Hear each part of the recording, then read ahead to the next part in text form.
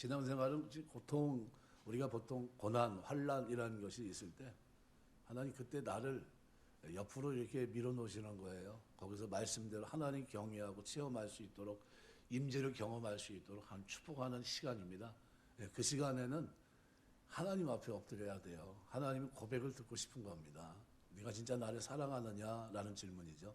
그때 주님, 하나님 나는 주님만 의지합니다. 그러면서 주님 찾고 어떤 일이 있어도 과거에도 그랬지만 지금도 이 환경 때문에 흔들리지 않습니다. 여전히 저는 하나님이 나의 하나님입니다. 오늘 오후 찬양한다고 그러길래 제가 얼렁 얘기했어요. 하나님이시여 주는 나의 하나님이시라. 오늘 읽은 53편 말씀에 그 내용하고 그 찬송이 제일 잘 어우러지거든요. 그래서 내가 그거 불렀으면 좋겠다 싶어가지고 내가 얼렁 전사님한테 얘기했어요. 그 찬양 좀 집어넣어라. 넣어서 좀 같이 했으면 좋겠다 해가지고 했는데 역시 은혜가 됩니다. 그 찬송은 뭐 다음 주에도 은혜가 될 것 같고 그 다음 주에도 은혜가 될 것 같고 그런 찬송입니다. 우리가 살면서 손을 높이 드는 겁니다. 왜? 광야에서 하나님 임재를 만났으니까요. 손이 들지 않을 수가 없어요. 너무 감사하니까요. 내 평생의 주님을 찬양할 수밖에 없는 겁니다. 은혜가 늘 감사하니까요. 그게 우리 신앙생활입니다. 산상설교를 우리가 쭉 묵상하고 있는데요. 묵상하는 과정 속에 여러분이 꼭 기억할 것은 하나님이 원하는 삶이죠. 과거는 이랬지만 현재 내가 이 부분은 내가 이렇게 생각한다는 거죠. 그럼 초점을 어디에 맞춰야 됩니까? 현재에 맞춰야 됩니다. 예수님의 생각에 내 삶을 맞춰야 됩니다. 그래서 20세기 중반까지만 해도 부정한 관계를 통한 성행위는 간음이고 악이라고 하는 사실을 대부분의 사람들이 인정했습니다. 제가 어렸을 때 기억도 그래요. 간음은 문제가 있는 행실로 나타나는 간음, 그게 간음이라고 생각했습니다. 근데 요즘은 이게 법적으로 그게 없어졌습니다. 그래서 동성애를 합법화하는 그런 시대에 지금 살고 있습니다. 그러니까 인간의 윤리를 연구하는 학자들조차 간음을 악이나 죄라 규정하는 경우가 극히 드뭅니다. 그래서 미국 같은 데서는 거의 대부분이 뭐합니까? 동성애를 받아들였어요. 그래서 교회 목사님들을 나누는데 동성애를 인정하는 목사, 동성애를 인정하지 않는 목사를 이렇게 또 나눠요. 교단에서. 그래가지고 우린 너희와 함께 할 수 없다. 그래서 나누고 있습니다. 그런 현실이에요. 그리고 여러분 그런 시대에 지금 살고 있다 보시면 됩니다. 그래서 그렇게 죄악이 창궐한 이 모습을 보면 인류가 물로써 불과 유황으로 2번 하나님의 심판을 보여주셨는데 뭐와 관계되어 있습니까? 다 성적인 타락과 관계가 되어 있어요. 마지막 때도 불만 똑같습니다. 소돔 노아의 때와 같으리라 그랬거든요. 노아의 때는 어떤 때입니까? 죄악이 관영해서 더 이상 하나님이 눈뜨고 볼 수 없어서 물로 심판할 수밖에 없는 그런 때예요. 그럼 마지막 때는 불로 심판하시는데 왜 불로 심판하십니까? 죄악이 관영해서 더 이상 눈뜨고 볼 수 없는 그런 시대가 될 거라는 거죠. 그런데 지구촌을 가만히 들여다보세요. 가만히 보세요. 가만히 매스컴에서 여러분이 보고 듣고 하는 게 다 뭡니까? 자꾸 듣다 보면 쇠뇌가 돼요. 그래서 우리 마음이 무너져요. 근데 우리는 뭐에 가치를 두고 있습니까? 세상이 어떻게 사느냐에 초점을 맞고 있지 않군요. 절대 가치인 하나님 말씀에 초점을 맞추고 있습니다. 그러니까 하나님이 죄라고 하면 죄예요. 하나님 원하지 않는 삶을 살아가면 안 됩니다. 거룩한 삶을 살아내야 돼요. 그래서 출애굽기 20장 14절 간음하지 말아라 그랬습니다. 하지 말아야죠. 신명기 5장 18절에도 같은 얘기를 합니다. 간음하지 말라. 이제 구약 율법을 주시면서 이걸 결정하신 거죠. 그러니까 서기관과 바리새인들은 여자를 보고 마음속에 더러운 음욕을 품든지 또는 남의 아들을 탐내는 시간에 아무튼간 겉으로 간음행위 자체를 하지 않았다면 7계명을 범한 것이 아니다. 이렇게 하면서 하나님 말씀을 축소시켜서 적용을 시킨 겁니다. 구약 백성들은 뭐 눈에 보이게 걸려야 그게 간음이다. 이렇게 배웠던 거죠. 그런데 예수님은 이렇게 죄의식 없이 성전에 나와 드렸던 이 제사를 이스라엘 백성이 드렸는데 그런데 그들은 혹시 누가 간음죄에 걸려가지고 오면 어떻게 했습니까? 돌로 쳐 죽였어요. 그러니까 마음으로 짓는 죄는 가만 놔두고 걸리면 죄입니다. 그건 걸리면. 그러니까 예수님은 이 간음에 대해서 그래서 산상설교에서 바른 정의와 해석을 내리십니다. 외적으로 간음의 행위를 한 것뿐만 아니라 내적으로 마음속으로 여자를 보고 마음의 음욕을 품은 자도 모두 간음죄를 저질렀다고 말씀하는 겁니다. 그러면 주님은 뭘 보시는 거예요? 마음 중심을 보시는 겁니다. 예수님은 행위와 동기를 똑같이 보십니다. 행위와 동기. 이거 우리는 동기는 죄로 생각하지 않잖아요. 마음속에 더러운 생각, 나쁜 동기를 갖는 것도 죄이지만 그래서 숨기고 겉으로 의로운 척하며 위장하는 것도 가증스러운 죄입니다. 그것도 죄예요. 그러니까 예수님의 죄에 대한 관점은 언제나 내면적인 데 있고 행위 자체보다 동기에 있습니다. 그럼 어떻게 해야 돼요?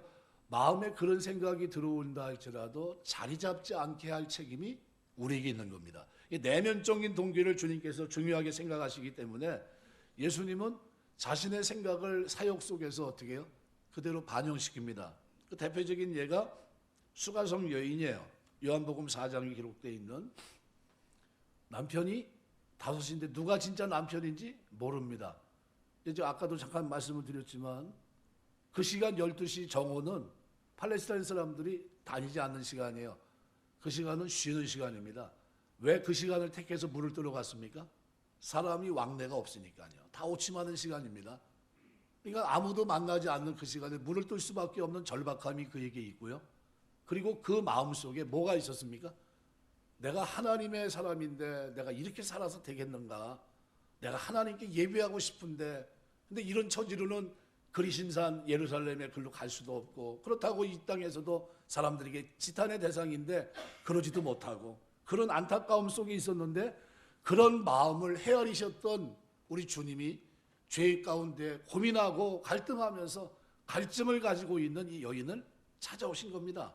정오에 그리고 정확한 시간에 그를 맞는 원래는 뭐 하는 시간입니까? 주님도 쉬셔야 될 시간입니다. 왜? 팔레스타인 전체가 쉬는 거니까요.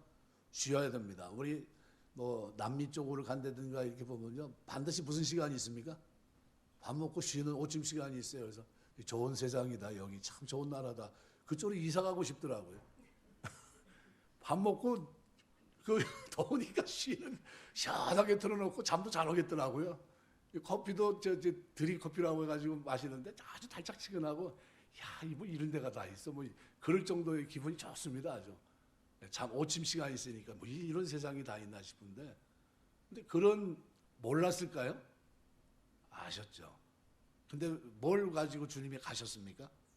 그 영혼의 갈증을 아시고 손수 제일 먼저 그 여인을 만나주셨던 겁니다. 가가지고 뭘 달라고 그러세요? 물을 좀 달라고 얘기합니다. 그랬더니 깜짝 놀라서 당신이 유대인인데 어찌해서 사마리아 여인인 나에게 물을 달라고 합니까? 그 질문 자체가 어때요? 굉장히 그 속에 독이 담겨 있어요. 여자는 외면적으로는 굉장히 어떻게 보면 내세울 것이 없는 여자입니다. 근데 그의 내면 속에는 그런데 뭘 생각하고 있어요? 내가 이 죄를 그냥 접시하고 하나님을 예배하는 자로 살아야 되는데 하는 그 중심이 누구에게 있었어요? 하나님을 향해 있었던 겁니다. 주님이 내면을 보셨고요. 그리고 그 여인을 만납니다. 그리고 그리스도를 만나게 해요. 그리고 그가 너무 기뻐서 어떻게 해요? 물동이를 던져놓고 깜빡이 잊고 갔을까요? 아니요. 너무 기뻐서 금방 잊어버리고 내가 그리스도를 만났다는 거예요. 내 소원을 알고 있는 그분이 내 속을 알고 있는 내 삶을 들여다보고 있는 그분이 나를 만나려고 여기 오셨다는 겁니다. 내 사정을 다 알고 있다는 거예요. 그분이. 그리고 나에게 이 말을 알게 한 그분을 와서 보라는 거예요. 그리고 가서 전도합니다. 사람들이 깜짝 놀래요. 많은 사람이 예수를 믿게 됩니다. 주님은 뭘 보신 겁니까? 내면의 모습을 보신 거예요. 우리 예배할 때 여러분의 중심을 드리게 되시길 주의 이름으로 축원합니다. 예배 드리면서 아이고 오늘 왜 이렇게 길게 하는지 모르겠어 목사가 아유 자기는 신났어 뭐 그러고 있으면 안 돼요. 빨리 끝나야 되는데 시간 보면서 이게 뭐지 오늘 프로그램하고 맞닥뜨려가지고 저러고 있는다고 주책이라고 막 그러고 있으면 안 돼요. 예, 절대 그러면 안 됩니다. 예배는 하나님께 중심을 드리는 거예요. 신령과 진정으로. 삭개오가 예수님 보기에 뽕나무 위에 올라갔습니다. 무슨 그 별다른 의미가 있겠나 싶겠지만요. 주님은 뭘 보셨다고요? 중심을 보신 거예요. 그가 자기 삶을, 삭개오라는 이름 뜻이 뭡니까? 깨끗하다는 뜻이에요. 근데 삶은 어때요? 지저분하게 살아간 거죠. 더럽게. 사람들에게 지탄의 대상이 되고, 하지만 그 중심에는 내가 이게 아닌데, 이렇게 사는 게 아닌데, 하나님 자녀로 살아야 되는데, 내가 아브라함 자손으로 살아야 되는데, 그런 마음이 있었어요. 이번에 주님 내가 만나야 되겠다. 내가 좀 인생을 이렇게 살지 말고 정리를 해야 되겠다. 그런 마음으로 만나려고 하는데 어때요? 환경이 여의치 못해요. 그래도 포기하지 않아요. 내가 주님 반드시 만나야 돼. 그리고 어떻게 그가 택한 게 뭡니까? 그래, 주님 올라가는 거 뽕나무 위에서라도 한번 보자. 그리고 지나가면 내가 불러야지. 그리고 올라갔던 겁니다. 주님, 내가 주님 만나러 나왔습니다. 이 얘기예요. 그런데 정작 누가 불러요? 내가 부르고 싶었는데 주님 먼저 불러요. 왜요? 알고 계셨으니까. 뭘 보셨어요? 중심을 보고 계셨던 겁니다. 내가 만나고 싶은 거야. 난 주님 만나고 싶어요. 주님 나 좀 만나주세요. 했던 거예요. 내가 올라가서라도 주님, 내가 사람들 때문에 못 가지만 나무 위에서라도 내가 주님 부를 겁니다. 이런 중심을 가지고 어떻게 올라갔던 거예요. 만나려고 한 갈망이 가득했던 겁니다. 그런 삭개오를 누가 부르세요? 예수님께서 쳐다보시고 삭개오야 내려와라 그럽니다. 내가 오늘 내 집에 유해야 돼. 만나주겠다는 겁니다. 내 집에 묵겠다는 거예요. 네가 나를 만나고 싶어 했지 않냐는 겁니다. 내가 오늘 네 집에 들어가서 너와 얘기 좀 하겠다는 겁니다. 그리고 구원을 선포하세요. 우리 주님은 그래서 누가 됐든 간에요, 마음을 다해서 하나님 앞에 나가면 하나님은 그 중심을 받으십니다. 마음의 진심으로 하나님을 사랑하고 구원받기를 원하고 메시아를 만나고자 하는 사람이라면 어느 때 어느 장소라도 주님은 찾아가 만나주실 의향이 있습니다.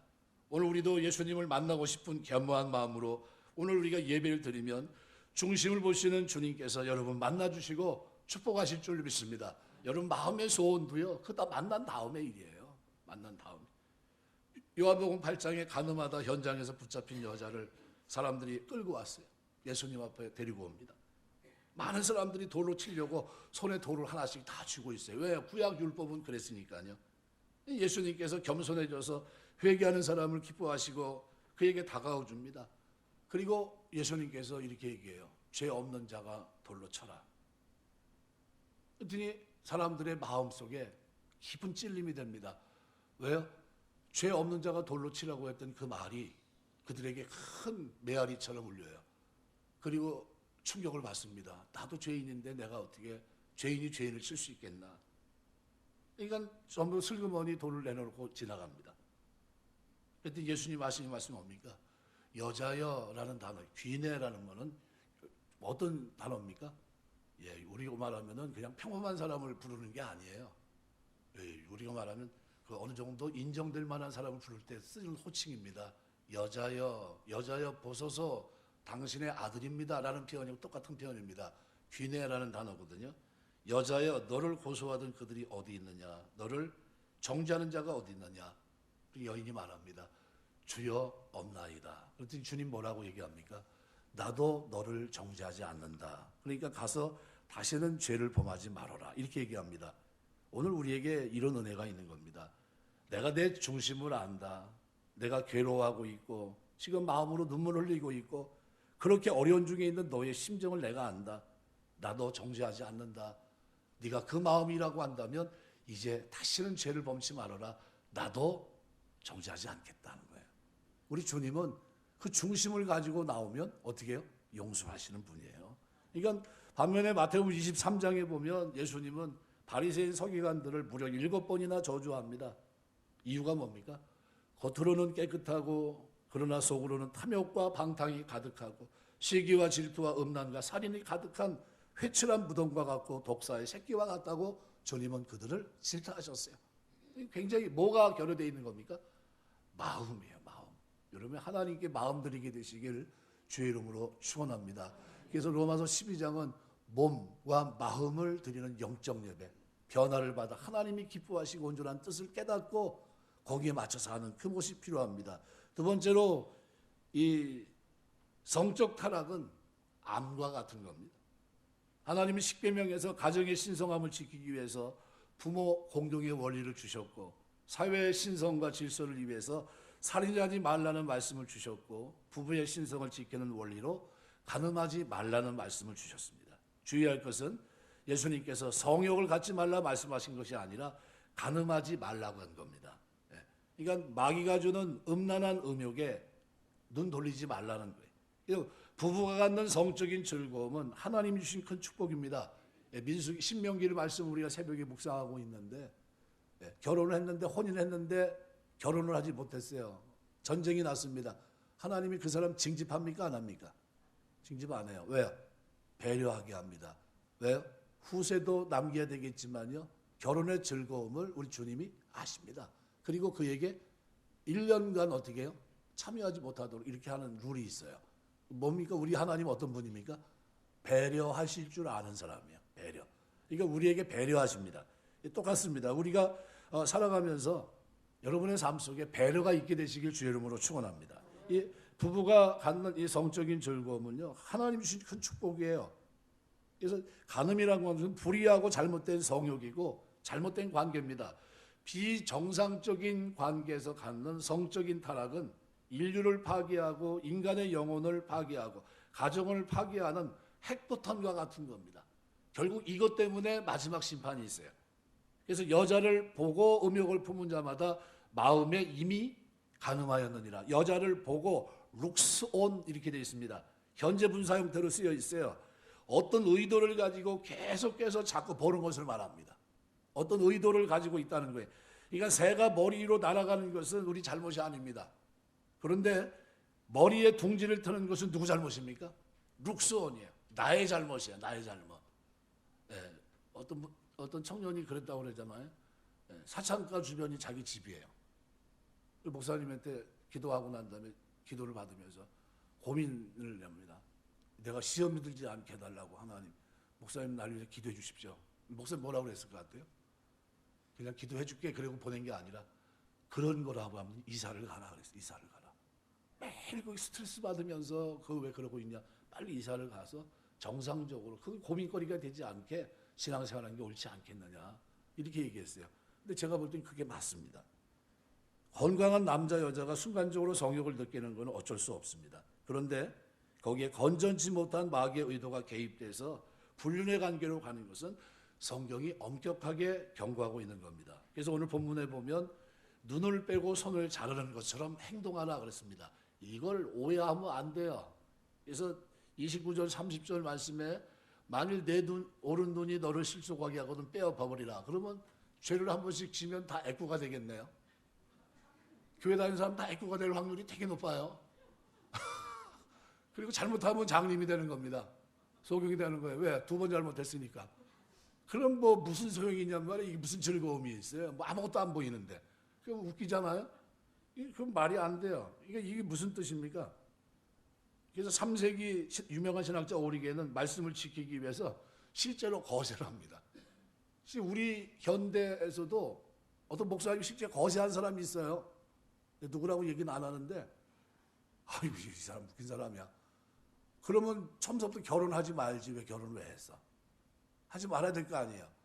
자기 아내는 거세한 게 아닌데, 그렇잖아요. 그럼 웃긴 사람이 그러면 안 돼요. 그럼 애초에 그러면 아예 하지 않든가. 그러니까 도박을 너무 심하게 하던 사람이 안 하기로 결심하고 자기 손을 잘랐다는 걸 봤습니다. 저는 실제로 도박을 해가지고 손을 이렇게 봤는데요. 손이 엄지하고 맨 끝에 약지만 있는 사람을 봤어요. 손이 여기가 다 잘린 거예요. 그래서 왜 잘렸나 그랬더니 도박 안 하려고 자기가 잘라버렸대요. 그런데 그 두 손 가지고 하고 있더라고. 이 두 손가락 가지고. 야, 그래서 내가 보면서 하나님 보라고 한 거죠. 그러니까 저를 보게 한 거예요. 그게 봐라. 사람이 인간의 의지가 저렇게 약하다는 거예요. 다시는 안 하겠다고 이걸 3개 자른 게 보통 결단입니까? 그 결단을 뛰어넘어서 이 마지막 손가락하고 요거 2개 달랑달르는데 그걸로 쪼고 있더라니까 이래고. 그래서 야, 참 대단하다. 저 의지면 내가 뭘 못하겠냐 내가 속으로 이제 그랬는데요. 그렇습니다. 그래서 이 부분을 잘 이해하셔야 됩니다. 실제로 눈을 빼고 손을 자르라는 뜻이 아니에요. 그래서 마틴 로이드 존슨은 이렇게 얘기합니다. 당신이 만약에 범죄에 오른쪽 눈을 빼버렸다면 왼쪽 눈이 또 범죄할 때 왼쪽 눈도 뺄 것입니까? 이렇게 했어요. 웃긴 게 그러지 말라는 거예요. 오른손 잘랐는데 또 범죄하면 어떻게 할 것입니까? 그렇습니다. 왼손도 잘릴 겁니까? 그러면 예수 믿는 사람들 다 소경에다가 돈을 두발 얻고 뭐 뒤친 뭐요? 그 사람처럼 우리가 살아야 되는데 VCC처럼 살아야 되는데 그러면 다 예수 믿는 사람들 눈도 없고 손도 없고 그래가지고 이 말이 안 되잖아요. 그 얘기한 게 아니거든요. 그러니까 방법이 뭡니까? 방법이 뭐예요?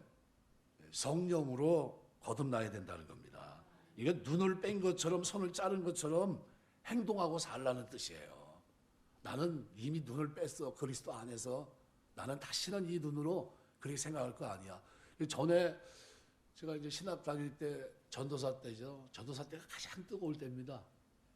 근데 그때 우리 했던 이제 동독의 최우 목사님 제가 늘 잊질 않는데요. 사경에 그분 인도하시고 뭐 이렇게 하셨으니까요. 근데 그분이 얘기를 하더라고요. 나는 조사 때라고 그러죠. 조사 때 신방을 가는데 손은 어떻게 해요? 성경책을 딱 끼고 그다음에 어떻게 해요? 가고 있는데 주먹은 어떻게 해요? 손은 그냥 편하게 가는 줄 알았더니 주님 손 붙잡고 간대요. 그래서 손은 주님 손 잡은 것처럼 이렇게 하고 걷는데 앞에서 아주 아리따인 여자가 오면 어떻게 한다고 그랬냐면요. 이렇게 아리따인 여자가 오면 고개를 숙인대요. 안 보고 간답니다. 그래서 그 말이 마치 웃었어요. 에이, 저 양반 좀 도가 지나치네. 그런데 실제로 그렇게 하셨어요. 실제로. 그리고 지나가면 고개를 들고. 그러니까 그분은 딱 보면서 여자가 오면 고개를 숙이고. 그래서 어떤 저 목사님 그러더라고요. 차를 타고 가는데 이제 자기 양쪽이 다 여자인데 한쪽은 미인이고 한쪽은 좀 얼굴이 좀 못났는데 그 터널 돌 때마다 한쪽으로는 주여 뜻대로 하옵소서 하고 있고 한쪽으로 이렇게 하면 주여 시험에 들지 말게 해달라고. 그러니까 이쪽으로 갈 때는 시험에 들면 안 될 것 같으니까 하나님 이쪽은 아닙니다. 이쪽은 괜찮습니다. 그리고 주여 뜻대로 하옵소서. 그리고 이쪽은 시험에 들지 말게 해달라고 이랬다고 그래요. 그래서 내가 그 목사님도 재밌는 분이다. 나 같으면 그 차를 안 탈 것 같다 내가. 그렇게 시험 들 것 같으면 앞에 타지 왜 뒤에 타가지고 그러고 있냐. 속으로 제가 그랬던 적이 있는데 그러면 안 돼요. 그러니까 그게 뭐예요? 내가 시험이 될 만하면 어떻게 해야 됩니까? 피해야 돼요. 자신 없으면 어떻게 해야 돼요? 거기 하지 말아야 돼요. 술자리에 앉아가지고 나는 괜찮아. 그러면 술 따라주고 괜찮아. 나중에 같이 술 마시고 있으면 되겠습니까? 안 되는 거죠. 그러니까 그러지 말라는 거예요.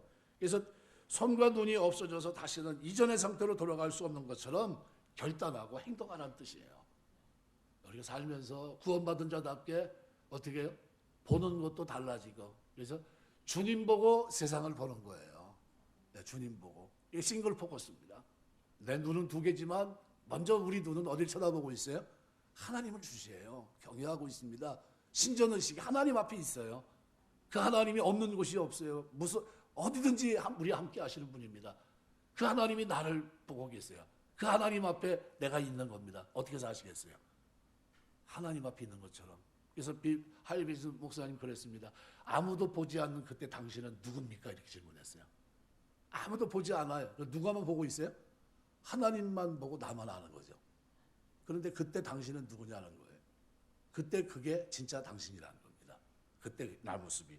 로마서 13장 11절 14절 보시면 또한 너희가 이 시기를 알거니와 자다가 깰 때가 벌써 되었으니 이는 이제 우리의 구원이 처음 믿을 때보다 가까웠습니다. 밤이 있고 낮이 가까웠으니 그러므로 우리가 어둠의 일을 벗고 빛의 갑옷을 입자. 낮에와 같이 단정하게 행하고 방탕하거나 술 취하지 말고 음란하거나 호색하지 말고 다투거나 시기하지 말고 오직 주 예수 그리스도로 옷 입고 정욕을 위하여 육신의 일을 도모하지 말라. 여러분 양복 입고 하는데 하수구 청소 안 하면 하겠습니까? 못하는 거예요. 왜? 야, 이거 내 양복 입었는데 이 사람 뭐 내가 어떻게 하수구를 청소할 수 있겠냐는 거예요. 주님의 옷 입고 살면서 거룩하게 살아야 될 백성이 죄 가운데 살 수 있겠냐는 거예요. 그리스도로 옷 입었다면 이제는 자다가 깨서 이제는 내가 바르게 살아야 되겠구나 하는 겁니다. 기름에 불을 붙이면 어떻게 됩니까? 붙을 수밖에 없어요. 음란의 가능성이 있다. 그럼 어떻게 됩니까? 피해야 됩니다. 육신은 약합니다. 육신을 잘 관리해야 돼요. 정욕을 위해 우리의 육신을 사용하지 말라고 그랬습니다. 우리의 육체를 잘 다스리고 그래서 우리에게 뭐가 필요합니까? 훈련이 필요한 겁니다. 로마서 8장 13절 너희의 육신대로 살면 반드시 죽을 것이로되 영으로서 몸의 행실을 죽이면 살리니 그랬습니다. 영으로서 몸의 행실을 죽이는 게 이게 그리스도인입니다. 왜요? 구원받았기 때문에. 또 어리석은 말이나 희롱의 말을 조심해야 됩니다. 에베소 5장 3절 음행과 온 것 더러운 것과 탐욕은 너희 중에서 그 이름이라도 부르지 말라. 이는 성도의 마땅한 바니라. 우리가 성도라고 했기 때문에 음행과 온갖 더러운 것 탐욕은 이름도 부르지 말라는 거예요. 이거 어떻게 결단하라는 겁니다. 이제 살면서 하나님이 싫어하는 거니까 마음에 그것조차 어떻게 해요? 자리 잡지 못하도록 하라는 겁니다. 우리를 유혹하는 모든 요소들을 어떻게 근본적으로 싹을 잘라버리라는 거예요. 그리고 늘 깨어 기도하면서 말씀 안에 성령 충만할 것을 말씀합니다. 에베소 5장 18절 술 취하지 말라 이는 방탕한 것이니 오직 성령의 충만함을 받으라 그랬습니다. 히브리서 13장 4절은 이렇게 말합니다. 모든 사람은 혼인을 귀히 여기고 침소를 더럽히지 않게 하라. 음행하는 자들과 간음하는 자들은 하나님이 심판하시리라. 하나님께서 인간을 창조하신 후에 심히 후회했던 장면이 창세기 6장에 나오는데 그 이유가 뭡니까? 성의 문란함입니다. 당시 사람들이 얼마나 성적으로 타락했는지 노아 가족만 남겨두고 물로 세상을 심판하셨습니다. 하나님께서 무슨 이유로 소돔 고모라를 유황불로 뒤집어 엎어 역사 속에 사라지게 했습니까? 성적 타락이 주된 원인이었습니다. 누가복음 18장 11절에 이렇게 표현합니다. 바리새인들은 서서 따로 기도하여 이르되 하나님이여 나는 다른 사람들 곧 토색불이 간음하는 자들과 같지 아니하고 이 세례와도 같지 아니함을 감사하나이다. 저들의 감사 조건은 뭡니까? 눈에 드러나는 거였어요. 하는 저들처럼 바리새인 어떻게 토색불이 간음하는 자들과 같이 걸리지 않고 내가 살았는데 하나님 이 정도면 의로운 사람 아닙니까? 이런 얘기예요. 그런데 주님은 뭐예요? 그 기도 속에는 육체적으로 죄를 범하지 않았다는 것을 강조합니다. 그런데 주님은 그것을 받아들이지 않습니다. 베드로서 2장 14절 보시면 음심이 가득한 눈을 가지고 범죄하기를 그치지 아니하고 굳세지 못한 영혼들을 유혹하며 탐욕에 연단된 마음을 가진 자들이나 저주의 자식이라 이렇게 표현합니다. 우리가 하나님 백성으로 이 땅을 사는 동안 제일 단단히 결심해야 될 부분, 조심해야 될 부분이 뭡니까? 마음이에요. 뭐로 지킬 만한 것보다 더욱 내 마음을 지켜라. 생명의 근원이 이에서 남이니라. 이 마음을 지켜야 돼요. 마음이 어떻게 지키는 겁니까? 말씀을 따라 결단하는 게 지키는 거예요.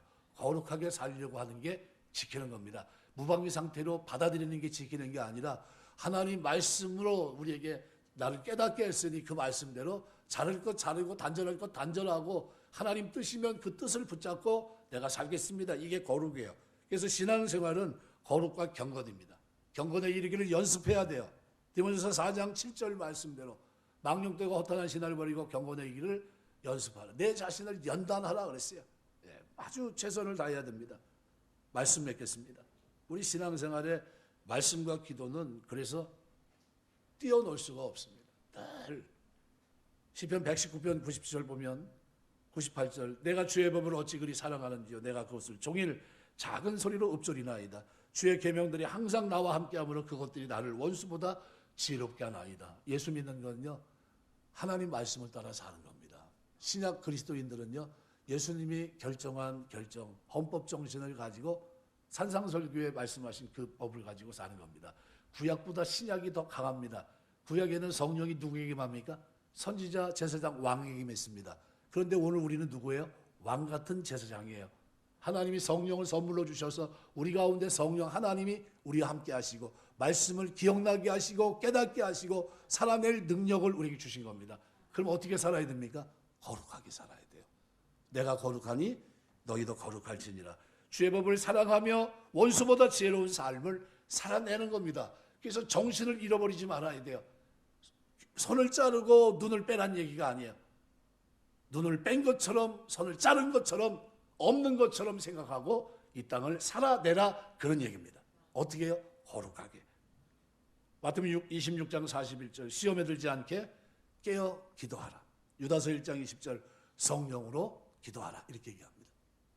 우리 신앙생활 하면서 계속 산상설교를 지금 우리가 묵상하고 있습니다. 지난주에는 살인하지 말아라.